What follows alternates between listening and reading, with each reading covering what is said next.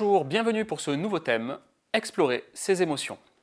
Alors pour ce thème, avec Kevin, on vous réserve plein de surprises. Déjà, étymologiquement, émotion est constituée de « motion ». Motion, ça veut dire mouvement, moteur, et « c'est plutôt orienté vers l'extérieur.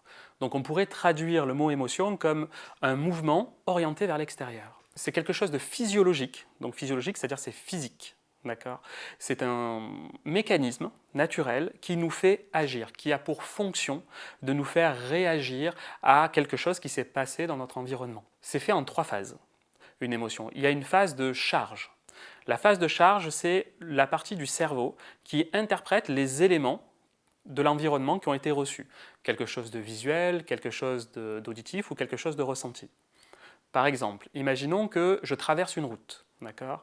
Et qu'au moment où je traverse la route, je vois une voiture arriver très très vite vers le passage piéton. Et je l'entends aussi.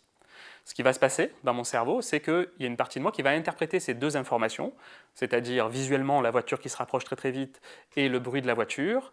Il y a une phase d'interprétation. Ça, c'est la première phase d'une émotion. La deuxième phase, c'est la phase de tension. C'est l'idée de mettre en mouvement le corps, d'accord, pour réagir aux informations et à l'interprétation de notre cerveau. Donc typiquement, si je suis en train de traverser la route et que je perçois, c'est-à-dire que je vois et que j'entends une voiture arriver très très vite, il y a des chances que mon cerveau me fasse comme réaction de reculer très très vite vers le trottoir. Ça, c'est la deuxième phase d'une émotion. La troisième phase, c'est la phase de décharge de l'émotion, c'est la réaction post-mouvement. Et dans cette réaction, on peut tout imaginer. Par exemple, je peux me mettre à trembler parce que je m'aperçois que je l'ai échappé belle. Je peux me mettre en colère en disant hey, « Pourquoi tu m'as roulé comme ça assez rapidement ?» Donc je peux traiter le conducteur de tous les noms d'oiseaux. Je peux me mettre à pleurer aussi. L'idée de cette troisième phase, c'est de laisser l'émotion me traverser. Parce que l'émotion n'est pas censée rester et perdurer, elle est censée passer et disparaître. Donc ces 3 phases sont super importantes pour que l'émotion puisse vivre sa vie d'émotion, c'est-à-dire interprétation de l'extérieur, mouvement et décharge, c'est-à-dire à un moment ou à un autre, l'idée que l'émotion disparaisse de mon corps. Dans ce que je vais vous présenter, j'ai retenu 5 émotions primaires. Selon les courants, en fait, parfois il n'y en a que 4, parfois il y en a 6, 7. Ça n'a pas vraiment d'importance, mais c'est cette idée qu'il y a des émotions qui sont basiques, d'accord, et des émotions qui sont plus complexes. Je prends un exemple, parmi les émotions classiques, il y a la peur, il y a la tristesse, il y a la joie, il y a la colère, il y a le dégoût. Certaines personnes vont ajouter le mépris, d'autres vont ajouter l'amour, d'autres vont ajouter la surprise. Et ensuite, on a les émotions plus complexes. Et les émotions plus complexes sont soit la somme ou l'influence de 2 émotions ou plusieurs émotions qui viennent s'interférer les unes des autres, soit l'émotion sur laquelle on ajoute de l'anticipation, c'est-à-dire ce que j'anticipe par rapport à cette émotion, et des souvenirs. Donc là, c'est ce qu'on appelle une émotion complexe, c'est parce que ce n'est pas simplement l'émotion de peur, par exemple, mais c'est peur, plus je me souviens de toutes les fois où j'ai eu peur, plus je planifie ou j'anticipe toutes les fois où je vais avoir peur. Ça, c'est une émotion complexe. Et la principale différence entre une émotion et un sentiment, c'est qu'une émotion est courte en durée, quelques minutes au maximum, alors qu'un sentiment est plutôt long. Je vous prends un exemple. Imaginons que dans mon enfance, j'ai eu peur quand j'ai croisé un chien. D'accord ? Donc peur, c'est une émotion qui est provoquée par le fait de voir le chien et de mon interprétation que je fais du fait de voir le chien. J'ai peur. Mais imaginons que pour une raison X ou Y, je ne peux pas faire tout le mécanisme. C'est-à-dire qu'il y a l'émotion qui crée la charge, c'est-à-dire j'interprète le chien en disant c'est dangereux pour moi. Ensuite, je crée le mouvement, c'est-à-dire je ne sais pas, j'ai peut-être une sensation de recul, mais pour des raisons X ou Y, avec la personne avec qui je suis, je ne me sens pas libre de dire j'ai peur ou de me mettre à pleurer ou de me mettre à crier.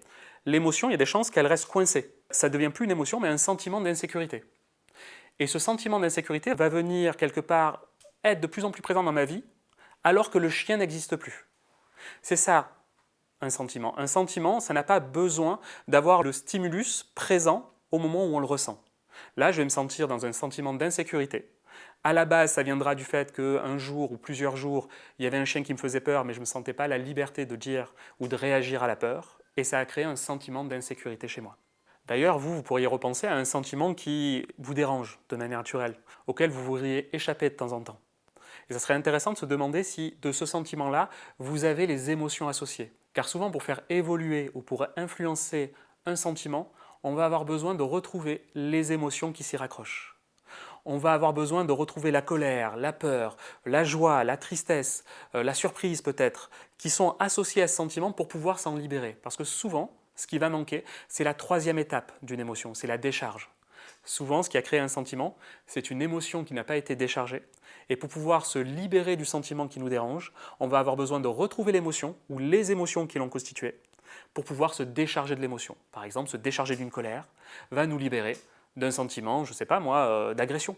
Par exemple, si vous avez un sentiment de ressentiment, vous savez, l'idée d'en vouloir à quelqu'un sans même penser pourquoi, il va peut-être être nécessaire de retrouver les émotions qui s'y rattachent, par exemple de la colère, par exemple de la tristesse, par exemple du dégoût, pour pouvoir s'en décharger, peut-être pour hurler, pour pleurer ou je ne sais quoi d'autre, pour que le sentiment puisse disparaître. D'une certaine manière, pour pouvoir se libérer de certains sentiments, on va devoir faire le boulot d'un détective privé. Retrouver l'origine perdue du sentiment, comment il s'est créé dans notre psyché. Et là, on a une chance quand même qui est assez incroyable parce qu'on sait faire de l'hypnose. On sait modifier notre état de conscience pour permettre à une partie de nous de venir communiquer, nos structures inconscientes, pour pouvoir symboliquement nous ramener à la chose qui a créé l'émotion, à l'émotion elle-même pour pouvoir lui permettre de se décharger et pour qu'on puisse justement se libérer du sentiment. Je vais prendre quelques instants pour vous décrire les 5 chapitres. Lors du premier chapitre, on va utiliser 2 techniques qu'on a déjà vues. La première technique, ce sont les sous-modalités, qu'on a déjà vues lors des bases de l'auto-hypnose. On va utiliser les sous-modalités pour caractériser les émotions, à quoi elles ressemblent pour vous, et de quelle manière vous réagissez à certains paramètres de sous-modalités. Le deuxième exercice, le deuxième outil, c'est l'ancrage. Ça aussi, on l'a vu lors des bases de l'auto-hypnose. L'ancrage, c'est l'idée de créer un lien entre un stimulus quelconque, par exemple 2 doigts qui se touchent ou un mot ou quoi que ce soit, et un effet, c'est-à-dire la capacité de recréer une émotion sur commande, à la demande, comme si vous pouviez créer une partition d'émotions et que vous pouviez jouer cette partition au moment où vous en avez besoin. Dans le chapitre numéro 2, Kevin va vous accompagner pour que vous exploriez vos peurs. L'idée, c'est d'aller voir votre peur et de surtout percevoir ce qu'il y a derrière votre peur. Quel est le message derrière la peur? De quelle manière vous allez pouvoir faire connaissance avec cette vieille amie qui vous accompagne depuis très longtemps, une peur particulière. Dans le chapitre 3, je vais avoir le plaisir de vous accompagner dans une aventure que j'ai nommée La caverne aux 1000 démons. L'idée là, ça va être de rencontrer les peurs originelles, celles qui sont communes à toute l'humanité. Allez discuter, allez échanger et allez voir à quel point elles influencent votre vie. Kevin vous réserve un sacré voyage pour le chapitre 4. Il a nommé ça la caverne lumineuse. Et là, je vais rester vague exprès, mais il y a des chances que vous preniez énormément de hauteur sur tout ce que vous vivez au quotidien.